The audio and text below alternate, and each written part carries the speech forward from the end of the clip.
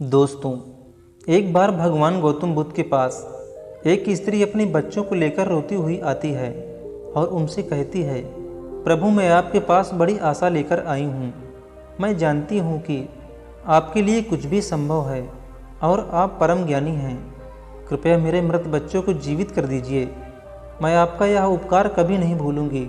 उस स्त्री को बुद्ध के पास उन लोगों ने भेजा था जो लोग भगवान बुद्ध से ईर्ष्या करते थे।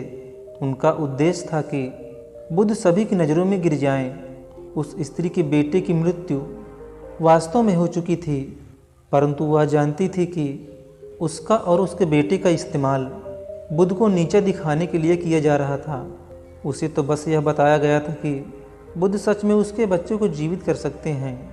वह स्त्री कहती है, बोलिए न प्रभु, आप मेरे पुत्र को जीवित कर देंगे ना।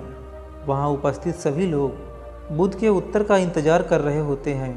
तभी बुद्ध कहते हैं, हाँ, मैं जीवित कर सकता हूँ। बुद्ध की यह बातें सुनकर वहाँ उपस्थित सभी लोग चौंक जाते हैं और वह स्त्री प्रसन्न हो जाती है। तभी बुद्ध कहते हैं, परंतु तुम्हें एक कार्य करना होगा। वह स्त्री पूछती है, मुझे क्या करना होगा प्रभु? बुद्ध कहते हैं, तुम्हें एक मुट्ठी सरसों के दाने लाने होंगे।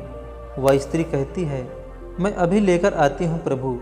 बुद्ध ने उस स्त्री से कहा, परंतु ध्यान रहे, दाने ऐसे घर से लाने हैं जहाँ कभी किसी की मृत्यु न हुई हो। वह स्त्री उसी क्षण सरसों के दाने के लिए अपने गांव में चली जाती है और वह अपने गांव के सभी घरों में जाकर पूछती है। उसे सरसों के दाने तो हर घर में मिलते, परंतु उसे ऐसा कोई घर नहीं मिलता जिसमें आज तक कभी किसी की मृत्यु न हुई हो। वह स्त्री समझ जाती है कि मृत्यु जीवन का एक ऐसा सत्य है जिसे कोई बदल नहीं सकता। वह स्त्री बुद्ध के पास जाती है और बताती है, मैं इस बात को कहीं न कहीं जानती तो थी, परंतु स्वीकारना नहीं चाहती थी। आपने बिना कुछ कहे ही मुझे सत्य से अवगत करा दिया। मित्रों, भगवान बुद्ध ने कहा है, जो जन्मा है उसकी मृत्यु निश्चित है। यही प्राकृतिक का नियम है। चाहे कोई सुंदर हो या क्रूर हो, बूढ़ा हो या जवान, मृत्यु सभी को आनी है।